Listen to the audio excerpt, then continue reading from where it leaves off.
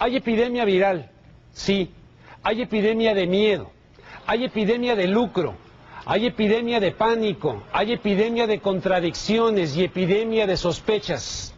Para bien o para mal, se implantó de golpe en México una dictadura sanitaria.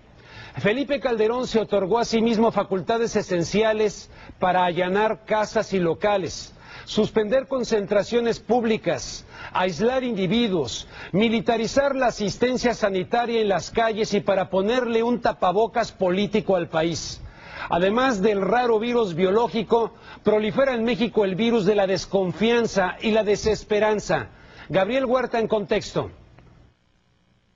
La crisis sanitaria que vive México y que se propaga a otros países más que muertos y contagiados, provoca cada vez más preguntas y menos respuestas. All countries should immediately now activate their pandemic preparedness plans. Alfredo Jalife, entrevistado vía telefónica, destaca que en estos momentos se reproduce junto con el virus el concepto de la infodemia, que no es más que la propagación de la epidemia del miedo, el contagio de la incertidumbre, la infección de dudas y temores ante un enemigo desconocido.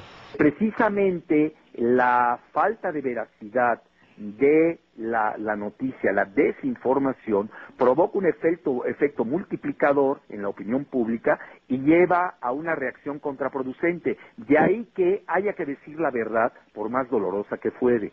Al analizar los posibles orígenes del nuevo virus de la influenza porcina, Alfredo Jalife concluye que la combinación de 3 cepas, la humana, la aviar y la del cerdo, obligan a pensar en situaciones creadas por el hombre. En el peor de los casos, dice, un accidente de laboratorio.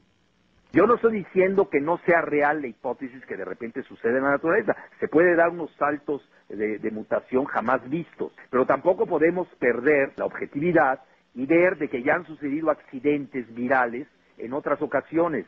Es decir, la guerra biológica existe, hay armas biológicas, se anda experimentando con virus, con bacterias. En sus investigaciones sobre el tema, Alfredo Jalife nos remite a un estudio publicado en 1996, hace 13 años, elaborado por científicos de las Fuerzas Aéreas estadounidenses, titulado Air Force 2025, en el que se pronostica que este año 2009 será el escenario de una pandemia de influenza que cobraría la vida de 30 millones de personas. Pero más me llama la atención que el Fondo Monetario Internacional hace 3 años haya estimulado a los empresarios del modelo neoliberal a que estuvieran en alerta ante un brote de una pandemia de esa magnitud. Llama la atención esta sinergia que ellos ven y esta simultaneidad que se da al mismo tiempo entre una crisis financiera global y un brote de pandemia.